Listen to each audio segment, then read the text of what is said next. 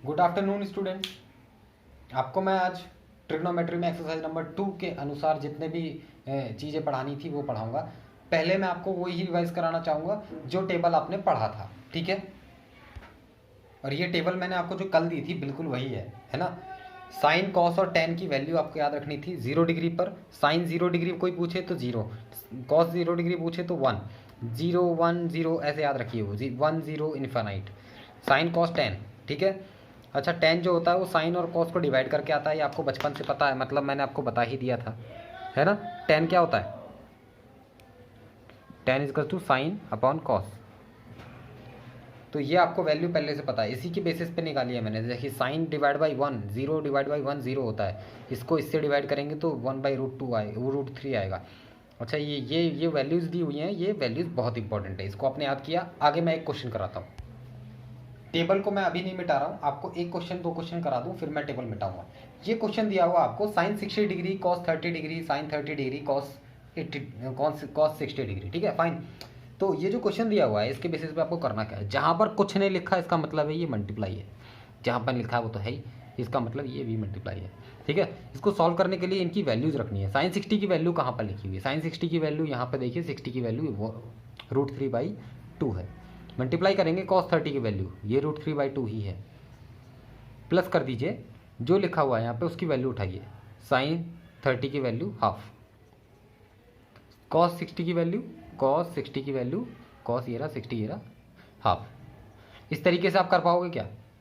ऐसे ही करते ही आपको कुछ चीज़ दिखने लगेंगी क्या सॉल्व करना है, तो आप सॉल्व करिए इसको। ये दोनों को मल्टीप्लाई के ऊपर ऊपर कर दीजिए, इनको नीचे नीचे कर दीजिए। अच्छा, √3 और √3 मल्टीप्लाई कर देंगे तो क्या आ जाएगा? बिल्कुल आपको याद होना चाहिए, ये 3 आ जाता है ना। किसी के भी रूट को मल्टीप्लाई करते हैं, जैसे मान लीजिए x का रूट है, इसको मल्टीप्लाई कर दूंगा x से तो ये x हो जाएगा। मतलब कि मैंने कि इसके 2 टुकड़े किए, ऐसे टुकड़े किए कि उन दोनों को मल्टीप्लाई करने पर वो एक जैसे ही है, पर उनको मल्टीप्लाई करने पर वही आ जाता है। मतलब आपको ये स्क्वायर रूट और स्क्वायर का चक्कर है, ये आपको पहले से पता होना चाहिए, 9th क्लास में पढ़ाया जाता है, ठीक है। और जिसे नहीं पता हो मेरे को बता देना, मैं आपको बता दूंगा वो स्क्वायर रूट का चक्कर और क्यूब रूट का चक्कर, है ना, जो भी होता है यहाँ पर, ठीक है, कोई दिक्कत नहीं है। आगे बढ़िए।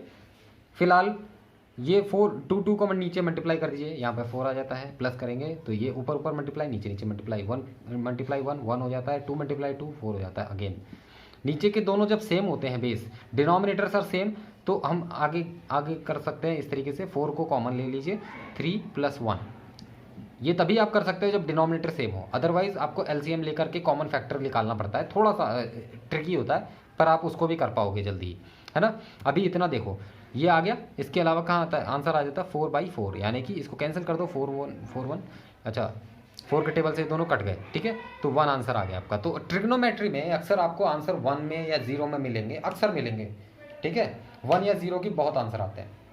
ये क्वेश्चन हुआ। अगला क्वेश्चन, अब देखिए ये क्वेश्चन दिया हुआ है आपको, साइन 2a = 2 साइन a, इसका मतलब क्या है ना। इसका मतलब आपको जानना होगा, तो आप सोचिए कि ये a क्या है। पहले सपोज कर लीजिए, सपोज a = ये सिर्फ समझाने के लिए, बुक में दिया हो ना दिया हो, मैं समझाने के लिए बता रहा हूँ क्योंकि ऐसे क्वेश्चन आएंगे अभी।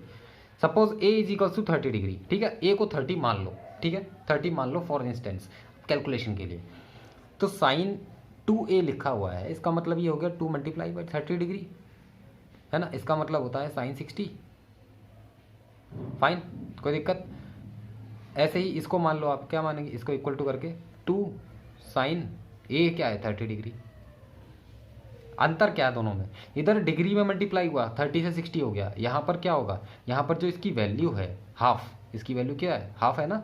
यहाँ पे देखो साइन 30 हाफ होता है, तो इसकी वैल्यू में मल्टीप्लाई होगी 2 की, तो इसको मैं कैंसिल कर दूंगा तो कुछ वैल्यू आ जाएगी। अच्छा, साइन 60 की वैल्यू क्या थी, देखो यहाँ पर √3/2। अब √3/2 की वैल्यू आप इधर रख दीजिए और सामने इधर रख दीजिए, ये कैलकुलेट करेंगे तो ये इससे कट जाएगा और बचेगा 1।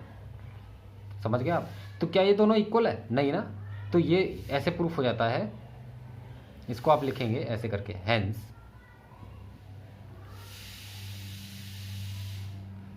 इसको आप ऐसे काट सकते हैं, इसका मतलब है ≠ इक्वल टू, तो ऐसे लिखिए हेंस, मतलब कि जो जैसे हम कंक्लूजन कोई निष्कर्ष देते हैं ना, तो उसके लिए हम मैथ में लिखते हैं hence sine 2a is not equal to sine a। समझ गए होंगे आप, है ना। तो ये इस तरीके से निकलना होता है, और इसको प्रूफ लिख दीजिए लास्ट में, ठीक है। छोटी छोटी बातें ऐसे ध्यान रखिए। इस तरह के यही क्वेश्चन दिया हुआ है आपकी एक्सरसाइज में, तो कुछ ऐसा ही आपको दिया हुआ। आपको ये भी एक चीज़ सपोज करके आप उसको सॉल्व करके दिखा दीजिए, मार्क्स मैं भी दे दूंगा, बोर्ड में भी मिल जाएंगे। इजी क्वेश्चन है बिल्कुल, वो टेबल याद रखिए जो ऊपर दी हुई है, ठीक है। नेक्स्ट क्वेश्चन, एक क्वेश्चन आपको दिया जाता है कि 5 cos square 60, 4 sec square 30, 10 square 45। आपको मैंने सेक नहीं बताया है। सेक क्या होता है वैसे मैंने बता दिया था, पर टेबल में नहीं बताया। सेक ये होता है, देखिए कॉस होता है ना, कॉस का उल्टा सेक होता है।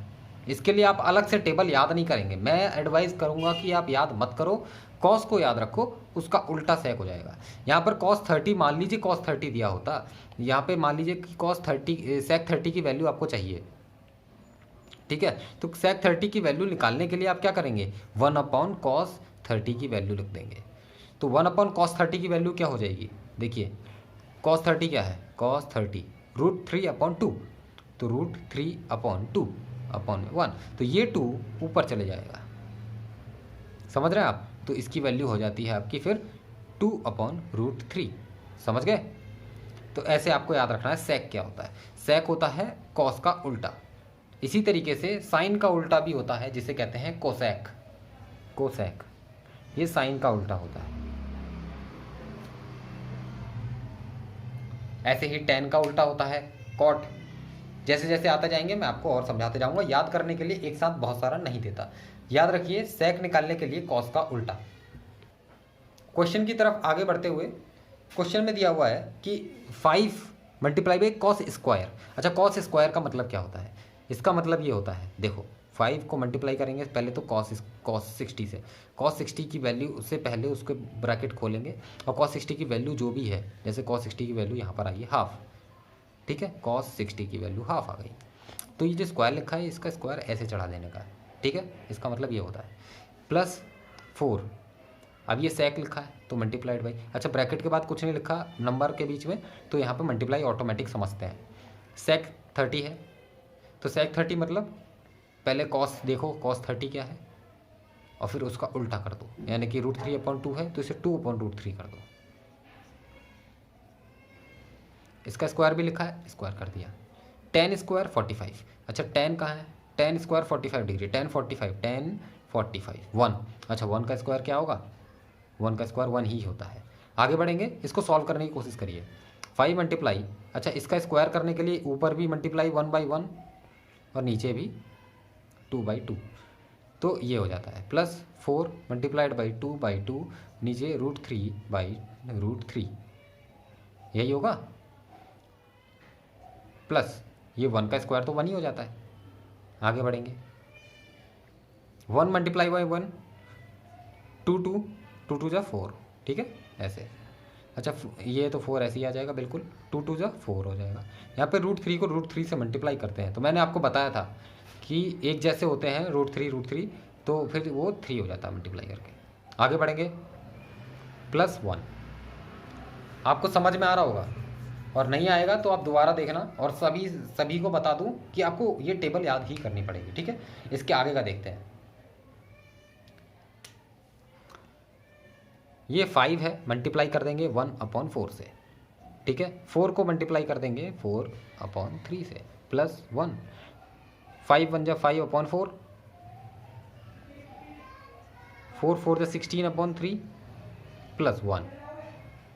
समझ गए आप जितना सॉल्व करते जाएंगे आपके मार्क्स आने के उतने चांसेस बढ़ते जाएंगे।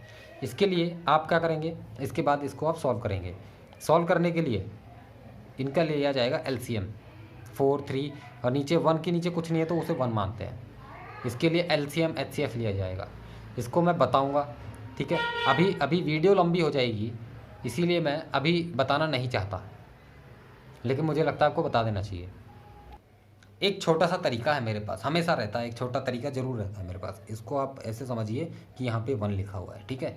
आप इसको पहले सॉल्व करिए, 2 को सॉल्व करने के लिए ऐसे कर सकते हैं, 3 को मल्टीप्लाई कर दीजिए ऊपर इधर, ठीक है, और 4 को मल्टीप्लाई कर दीजिए उधर, नीचे 4, ठीक है, 4 नीचे भी 4 मल्टीप्लाई 3 कर देंगे, ये दोनों को नीचे नीचे मल्टीप्लाई कर दीजिए। अच्छा ये बीच में प्लस लगाया तो फिर इसको भी प्लस लगाएंगे, 16 मल्टीप्लाइड बाई ये वाला 4 उधर पहुंचा दो, ठीक है। एलसीएम लेने वाली बड़ी प्रोसेस से आप बच जाओगे एकदम से। 2 को लेके चलना एक साथ, 2 से ज़्यादा के लिए ये चीज़ काम नहीं कर पाएगी, है ना, ये एक ट्रिक भी है।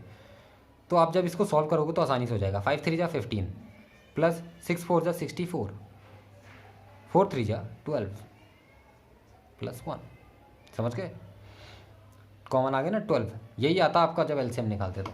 इसके लिए हम आगे बढ़ेंगे, 15 को 64 से प्लस कर दीजिए तो ये आ जाता है 79 डिवाइड बाई 12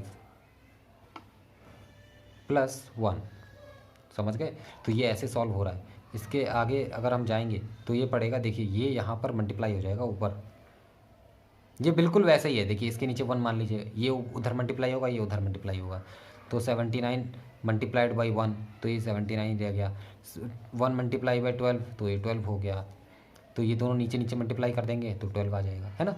तो फिर इसको आपने सॉल्व किया और आंसर आ जाता है आपका यहाँ पर 91 अपॉन 12। तो ये आपका आंसर है, फाइनल आंसर। आप इतना लिखिए तो आपके लिए पूरा माना जाएगा, ठीक है। लेकिन आप यहाँ तक भी लिखते हैं तब भी आपको माना जाता है कि आपको आ गया क्वेश्चन, यहाँ तक तो बेसिकली लिखना ही पड़ेगा आपको, ठीक है। तो यहाँ तक आप क्वेश्चन मैंने जितने बताए हैं 3 क्वेश्चंस, इसके अलावा आपको जितने भी क्वेश्चंस वहाँ पे दिए हुए हैं सब सॉल्व हो जाने चाहिए। मुश्किल क्वेश्चन मैंने उठाए हैं, ठीक है। कोशिश करिए सॉल्व करने की, ठीक है। Thank you.